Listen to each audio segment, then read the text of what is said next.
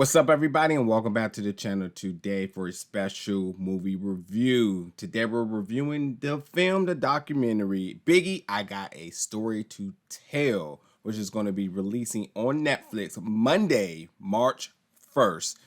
Oh man, this was an interesting documentary. I will be the first to say that I was not the biggest Biggie fan growing up. Obviously, his music is so iconic that you had no choice but to have heard something.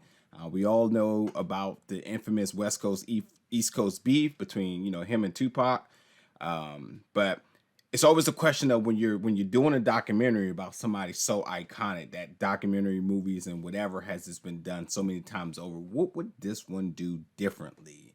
And that was my question going into this. One, again, I don't consider myself to be nearly the biggest Biggie fan as far as, knowing his background and whatnot. Know about the really big, titles, or the big, the big moments in his life, as far as his affiliations with Bad Boy and iconic songs and other media and stuff he did. But like, who was he the person?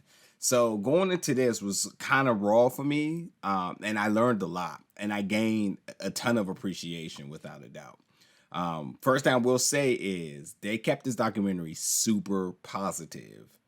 You're not getting into anything controversial.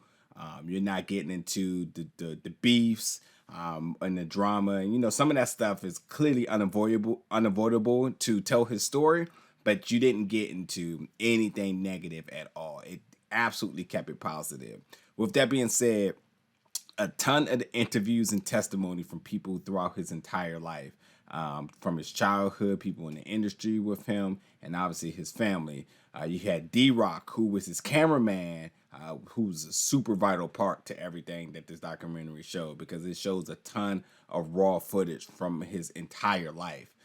So D-Roc is definitely a very big catalyst to a lot of this behind the scene raw footage that has never been seen. With that being said, he was also the person that was in the car with him the night that Biggie was murdered. We get to hear from P. Diddy. Now, here's the thing. I'm going to be 100% honest. Hearing Diddy talk about Biggie, I almost kind of like, with it, because obviously, thinking about the theories and stuff that's out there, I just don't really trust P. Diddy's voice in this. However, I will say that I do appreciate it, him sharing his input and also kind of opening up about himself a little bit as well too. But like, it was kind of the ones where it was so like, where you could tell some people were just so strongly genuine. Diddy was the one you were just like, I don't know. I just don't know. You know what I mean? But with that being said, his mom, Voletta Wallace, man, I just couldn't help but every time she spoke just feel moved by her. Everything she said, I just was just moved. And like her last closing statement in this documentary, you can't help but to get choked up. Super powerful, very touching. We also got an appearance by his grandmother, who is still alive, believe it or not. Obviously hearing her speak as well is also really moving as well.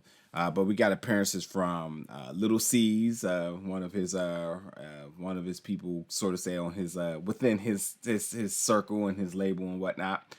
Uncle Dave, who is his Jamaican uncle, who really is the person that was interesting to me. He being in Jamaica, in which Biggie was taken back to Jamaica regularly as a child with his mom.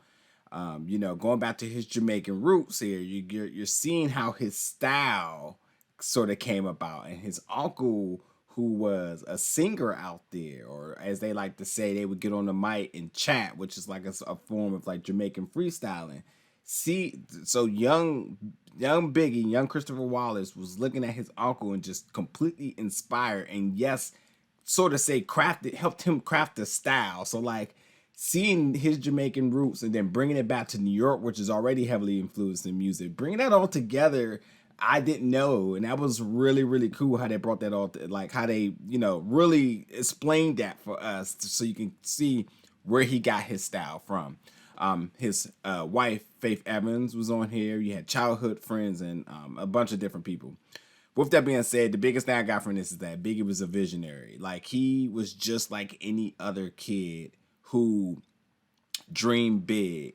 And like now I truly understand what he means when he's like, it was all a dream. Because like this was a little kid living his biggest and wildest fantasy and dreams come to life. And like you seen how like his influences from so many different people, how that really, helped him craft ideas and he pursued it hard. And like he was so involved with so many different things with art, his appreciation for jazz, like his next door neighbor, Donald Harrison, who was a jazz player who played with many famous people. The time of them together helped him understand art and how music worked. And then like you just seeing all these ideas come from all these different places and formed into this kid.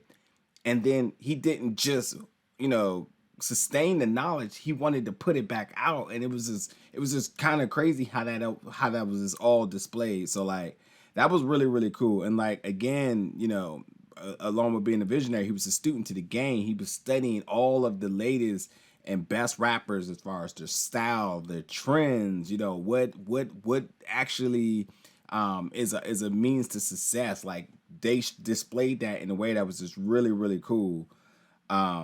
And I just think it's so cool now, like again with the whole line of it was all a dream. Like, it just seems like a really cool line and maybe whatever, but like actually visualize, getting like to see visualizations of like what does that mean was like really cool.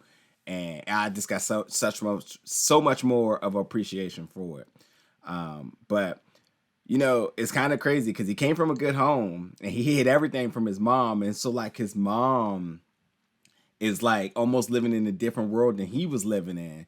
So, it's just kind of crazy, like, as we hear the things in his lyrics, which was completely influenced by real things that happened in his life. He was not a rapper that was just rapping make-believe stuff, as it showed in this documentary.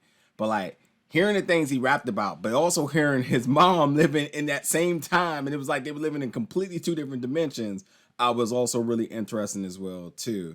I really like some of the raw camera footage of him freestyling on the block back in Brooklyn.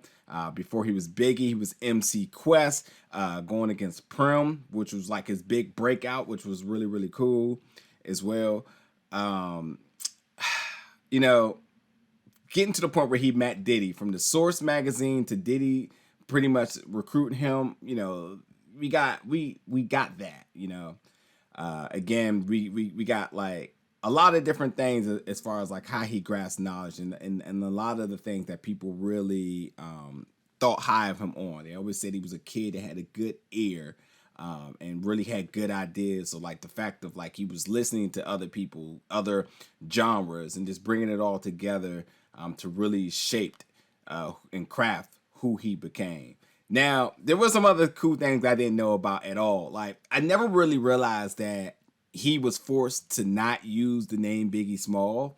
He was potentially going to be sued, so he had to shift to Notorious B.I.G. And I thought he was just coming up with different names. That's something Diddy do all the time. But I didn't realize he was technically being pursued to be sued for the names Biggie Small. So them showing that was definitely a highlight to me.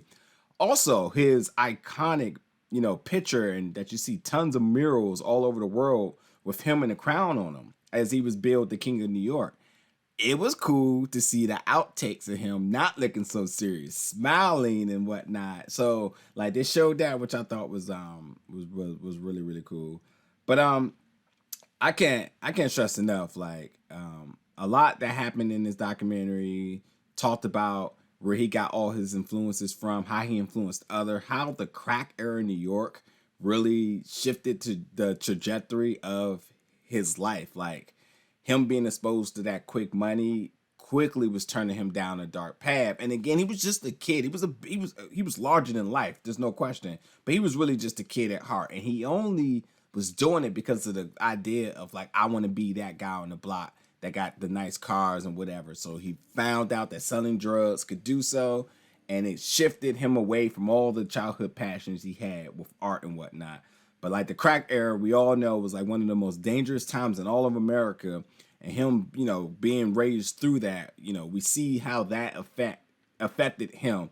Luckily, he was able to survive that for the utmost. But like again, we just seen how that era was like really, really pivotal to him.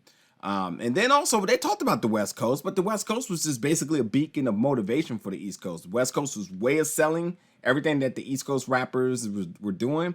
So they saw what they were doing as far as with movies and music, and it just was the motivation for them to all grind hard. So that was sort of the extent of like the West Coast, East Coast dialogue that they had. But yeah, again, all the camera footage that they showed was really, really cool and raw. And it's just like seeing him in some of his happiest moments, really being himself, not this menacing image that they like to portray a lot of the time. I thought it was really cool how they just humanized him in this. I thought that was really the highlight of it. They showed where one of his childhood friends, Oli, and how Tupac's death both really shattered him. Emotionally shattered him. Faith Evans talked about it as well. How those were the two biggest things that just shattered him. So, and then he also showed raw footage of his last interview he did in California before the night he was murdered. So, overall, this documentary was definitely an eye raiser for me. I didn't know a lot about Biggie, so like I definitely gained a lot of information and appreciation. I think some of the biggest Biggie fans may not be the happiest with this because at this point now, they already know everything. So you're thinking like, well, what am I going to get from this? There was nothing controversial at all here. It just literally highlighted his life in a milestone. So it just kept it positive, and it was just a means of being able to give appreciation to him. And again, just new current and unreleased footage.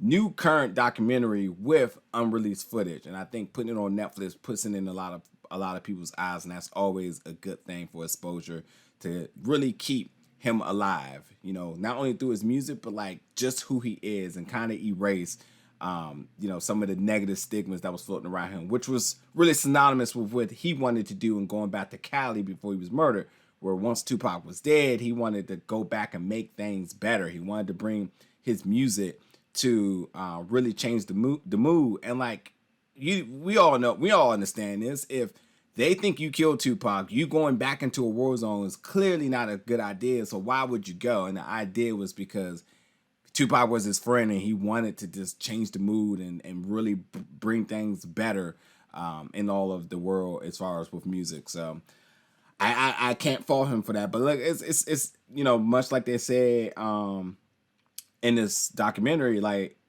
with this story and really the premise of this documentary was that this doesn't have to be a tragic ending. And I think that's why like they wanted to bring out this documentary so that they can put the positivity around his name, and for that will help him to continue to live. So, but yeah, folks, this is going to be dropping on Netflix March 1st. It's Biggie, I Got a Story to Tell. Check it out, folks. For all my Biggie fans, I really want to know what your thoughts is with this. Like, what is it something maybe I'm overlooking that was very interesting to you all, the hardcore Biggie fans? And then for anybody who just was, tuning into this, let me know your thoughts as well too. But anyway, folks, thank you so much for watching. I'll catch you all soon for another review.